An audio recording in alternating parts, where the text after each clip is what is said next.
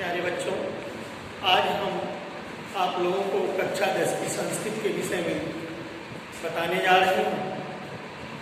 हमारे शिक्षा विभाग के द्वारा, शिक्षा मंत्रालय के द्वारा कोविड-19 के तहत हमारे संस्कृत के गद्य और पद्य तथा कौमुदी नाटक के सब्जेक्टों से, विषयों से कुछ 30% विषय काटे गए हैं, जिनको हमें आपको न पढ़ाना न आपको पढ़ना है। वह विषय है जैसे गद्य में उद्भिद परिषद, कार्यम या साध्यम देहम या पत्यम, जीवनम निहितम बनी। ये 3 पाठ आपको नहीं पढ़ाए जाएंगे, बाकी सारे पाठ आपको पढ़ाए जाएंगे। पद्य में है वृक्षाणाम चेतनत्वम, शांति सौख्यम, जीवाद्य पर्यावरण, भारत वर्षम। ये 3 पाठ आपको नहीं पढ़ाए जाएंगे। कौमुदी में है धैर्य धारणा साधव, भोजस्य शल्य चिकित्सा, ज्ञानम पुत्रम सदा। ये 3 पाठ आपको नहीं पढ़ाए जाएंगे। गद्य में आज हम पहला पाठ ले रहे हैं महाकवि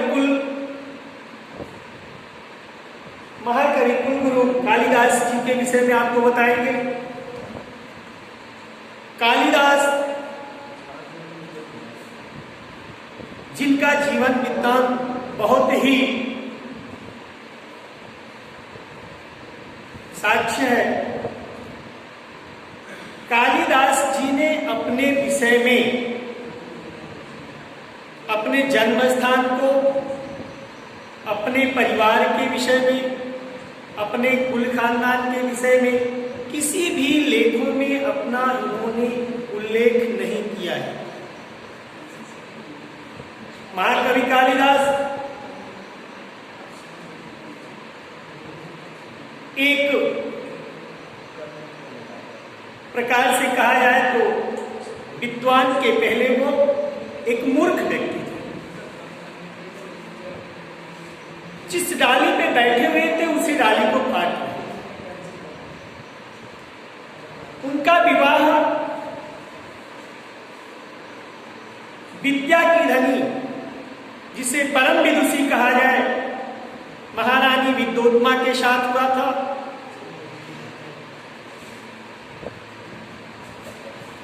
विद्योत्मा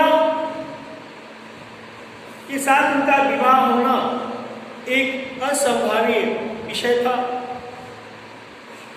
जिसके द्वारा काफी दिन तक विद्योत्मा के द्वारा उनका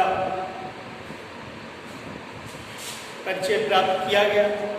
एक दिन विद्योत्मा ने सोचा कि हमारे पति कितने दिन तक मौन धारण करेंगे या क्या बात है, इस बात की जानकारी लेने के लिए विद्योत्मा शांत रूप से अपने कमरे में बैठी थी। महाकवि कालिदास जी को बहुत तेज की प्यास लगी। जल लेने के लिए उन्होंने विद्योत्मा को पुष्ट की जगह पुत्र कहने लगी। विद्योत्मा ने समझा कि ये तो बहुत बड़े मूर्ख व्यक्ति हैं। विद्योत्मा ने उनको अपने घर से धक्का देकर बाहर निकाला और उस धक्के के कारण विद्योत्मा के दरवाजे पर बनी काली मंदिर पर वो गिर पड़े और उनके सर से खून की कुछ बूंदें काली जी के चरणों में अर्पित हुए और काली जी प्रसन्न हुई। उन्होंने महाकवि कालिदास से पूछा, क्या है, क्या चाहिए? कालिदास जी, जैसा कि वो एक मूर्ख व्यक्ति थे, उन्होंने सोचा कि ये पूछ रहे हैं कि आपको कौन मारा। उन्होंने कहा विद्या विद्या विद्या। काली माता ने उनको तथास्तु के रूप में वरदान दिया, विद्यावान भव। कालिदास जी के दिमाग में सरस्वती का निवास हुआ, उनके जीवा पर सरस्वती का वास हुआ। वो हिमालय की तलहटी में कई वर्षों तक तपस्या करते रहे, जिसके द्वारा उन्हें विद्या अर्जित हुई। उसी समय उन्होंने अपना नाम कालिदास रखा, क्योंकि वो काली के परम भक्त थे। कालिदास नाम से वो विख्यात हुए। उन्होंने अपनी रचनाओं में बहुत से नाटक, बहुत से काव्यों की रचना की, जो आज भी विश्वविख्यात है। कालिदास के द्वारा अनेक ग्रंथों की रचना। उनके ग्रंथों में सबसे उच्चतम ग्रंथ कुमार संभव, रघुवंश, महाकाव्यम, ऋतुसंहार, मेघदूत, गीतिकाव्य, मालवी काव्यमित्रम, विक्रमोर्वशीयम, अभिज्ञान शाकुंतलम उनके द्वारा लिखी गई। ये जो नाटक हैं, इनकी रचनाओं में, इनके नाटकों में सबसे सुंदर नाटक अभिज्ञान शाकुंतलम। जितने भी काव्यों की रचना महाकवि कालिदास जी ने किया, उन रचनाओं में उन्होंने अपने जन्म स्थान, जन्म समय तथा अपने कुल खानदान का कहीं भी कुछ जिक्र नहीं किया। आज भी वह संशय का विषय बना हुआ है। लेकिन कुछ कवियों के द्वारा अपने अपने रूप में, अपने अपने तरह से, अपने अपने प्रांत में तथा अपने अपने रुचि के अनुसार अनेक राजाओं के समकालीन कवि होने का वर्णन किया गया है।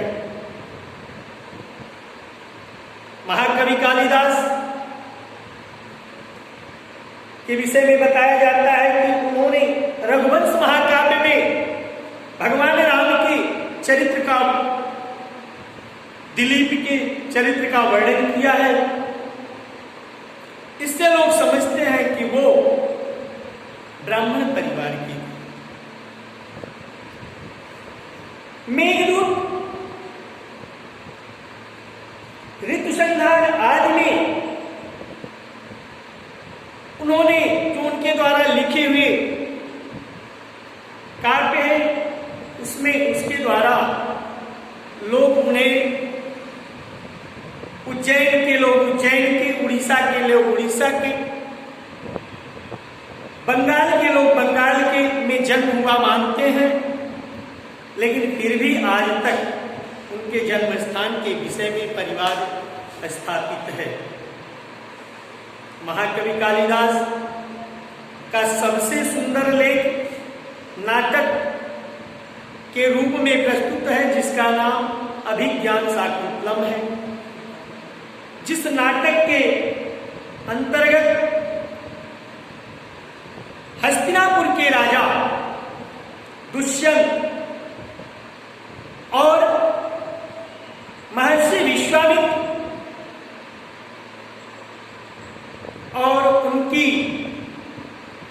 भार्या मेनका के द्वारा शकुंतला का जन्म लेना, शकुंतला को जन्म देना, शकुंतला के विषय में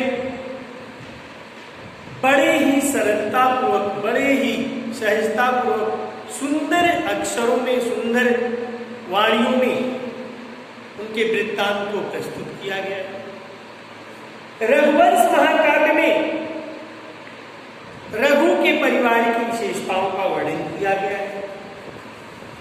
ऋतुसंहार में ऋतुओं के का वर्णन किया गया है। मेघदूत में यक्ष और यक्षिणी के विषय में बताया गया है। इस प्रकार से हम महाकवि कालिदास के जीवन वृत्तांत की बातों को आपको बताते हैं। महाकवि कालिदास एक भारत के ही नहीं अपितु पूरे विश्व के कवियों में सबसे श्रेष्ठ, सबसे महान कवि माने जाते हैं।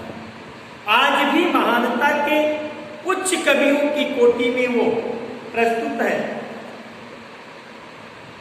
उनके द्वारा जो लेख, जो नाटक प्रस्तुत किया गया है, आज तक जितने भी कवि होते हैं, जितने भी शोधकर्ता है, उनके एक एक वाक्य को ही वो शोध करते हैं, अपितु न कि उनके वाक्यों से आगे जाते हैं न पीछे। इसमें कोई नई शैली प्रस्तुत नहीं कर पाते। आज भी महाकवि कालिदास विश्व के कवियों में सर्वश्रेष्ठ स्थान पर स्थापित है।